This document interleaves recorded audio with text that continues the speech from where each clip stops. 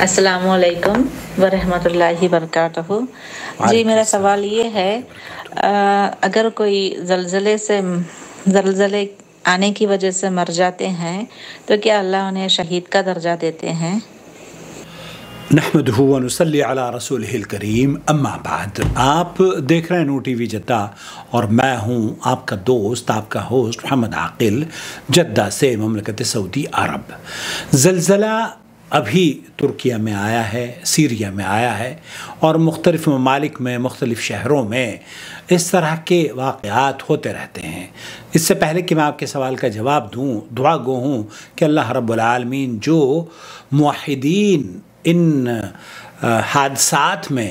یا زلزلوں اور سیلاب میں وفات پاتے ہیں، اللہ رب العالمین انہیں اس حدیث کا مصداق بنائے جن میں اللہ کے رسول صلی اللہ علیہ وسلم نے بیان فرمایا ہے کہ جو غرق ہو جاتا ہے وہ شہید کے درجے میں ہے، اور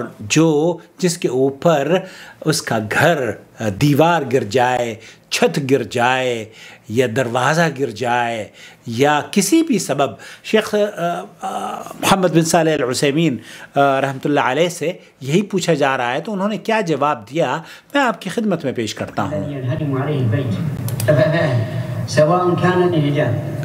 سواء کان بہ، اللہ کے رسول صلی اللہ علیہ وسلم کی اس حدیث کی تشریح بیان کرتے ہوئے ان لوگوں کے بارے میں بیان کر رہے ہیں کہ وہ جو لوگ جن کے اوپر چھت گر جاتی ہے اور وہ چھت گرنے کی وجہ چاہے وہ دیوار کا ٹوٹنا ہو یا پھر زلزلے ہوں، بکثرت السیول، چاہے وہ سیلاب کی وجہ سے گھر گر جائیں یا پھر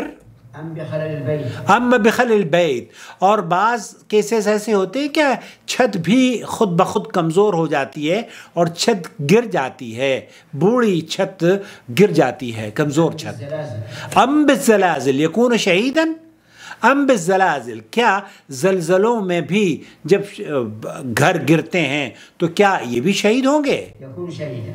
یکون شہیداً، کیونکہ اللہ کے رسول صلی اللہ علیہ وسلم نے اس حدیث میں یہی بیان فرمایا ہے کہ جن کے گھر گر جائیں ان کے سروں پر یا دیوار گر جائے تو اس میں سبب کا ذکر نہیں کیا ہے، وہ کسی بھی سبب کے تحت گرنا ہو۔ ومن المعلوم انه لا بد ان يكون الذي حصل عليه الهدم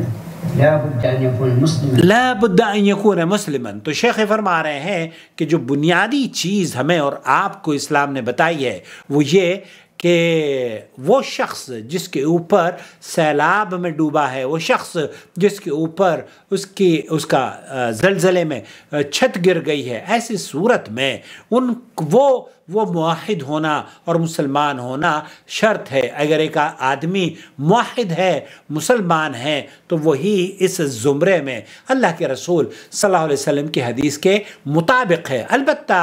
کفار کے لیے جو غیر مسلمین ہیں ان کے لیے آخرت میں کوئی نصیب ان کا نہیں ہے۔ اللہ سے دعا ہے کہ اللہ تعالیٰ جو بھی حادثے میں مبتلا ہیں ان کے ضعف کو، ان کی کمزوری کو اللہ طاقت میں بدل دے، ان کے روزگار کو اللہ رب العالمین بہتر روزگار عطا فرمائے، اور جو شہید ہو گئے ہیں اے اللہ ان کی شہادت کو قبول فرماتے ہوئے ان کے لواحقین کو صبر جمیل عطا فرما، اور اللہ رب العالمین ان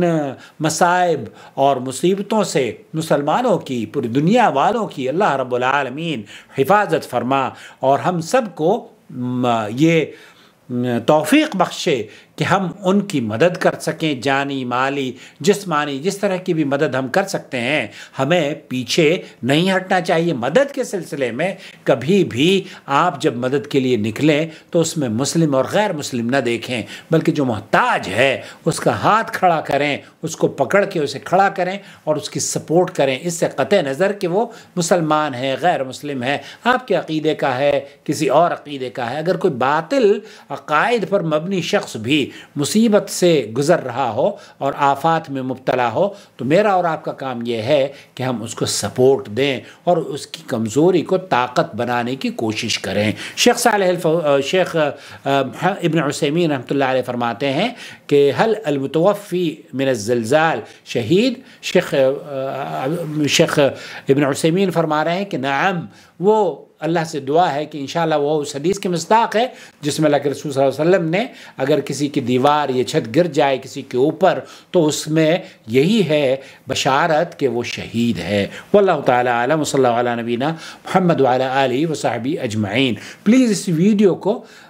دیکھنے کے بعد دوسروں کے ساتھ شیئر کیجئے۔ مجھے امید ہے اگر ہماری آواز ان شہداء کے گھروں تک پہنچے گی تو انہیں راحت ملے گی۔ وما أرسلنا من قبلك إلا رجالا نوحي إليهم فاسألوا أهل الذكر إن كنتم لا تعلمون بالبينات والزبر وأنزلنا إليك الذكر لتبين للناس ما نزل إليهم ولعلهم يتفكرون أفأمن الذين مكروا السيئات أن يخسف الله بهم الأرض أو يأتيهم العذاب من حيث لا يشعرون